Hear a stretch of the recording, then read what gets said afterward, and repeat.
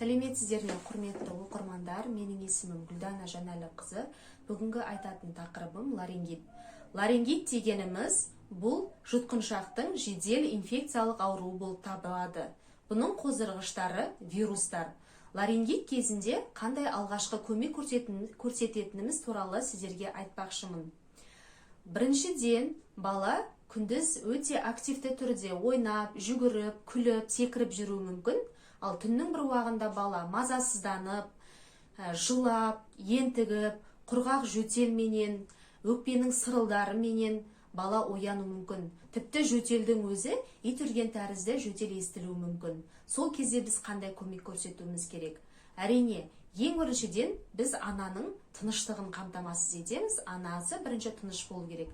Екіншіден, балаға жағдай жасаймыз, яғни оттегінің келуін, әсіресе ылғалды ауаның келуін қамтамасыз етуіміз керек.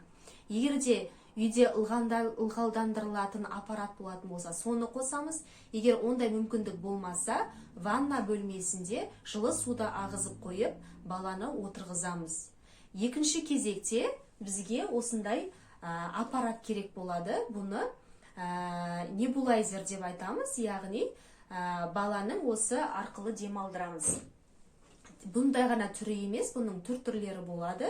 Өздеріңізге қандай түрі керек болады, соны өздеріңізге таңдап, бюджет жағынан, қолайлылығы жағынан өздеріңіз таңдап алсаңыздар болады. Негізі әрбір кішкентай баласы бар үйлерге осындай ингалятордың алғандарыңызға кеңес беремін. Екіншіден, осындай бізге физиологиялық ерітінді керек болады. Бұны натрий хлориді деп айтамыз, 0,9%. Осы қажет. Үшіншіден бізге пульмикорд керек. Осыны пульмикордты біз осы шприцпен аламыз да, 1 мл физраствор және 1 мл пульмикордты алып, осы небулайзерімізге құйып, баланы өзіміздің алдымызға отырғызып алып, 5 не болмаса 7 минутта демалдырамыз.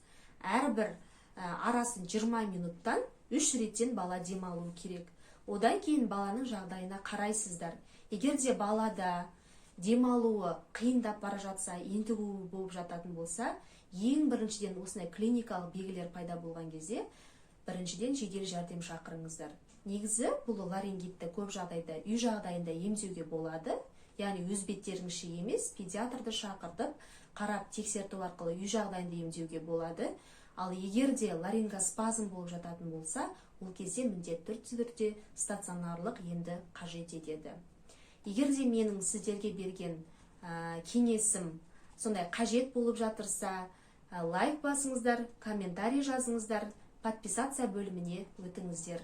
Рахмет сіздерге, сау болыңыздар.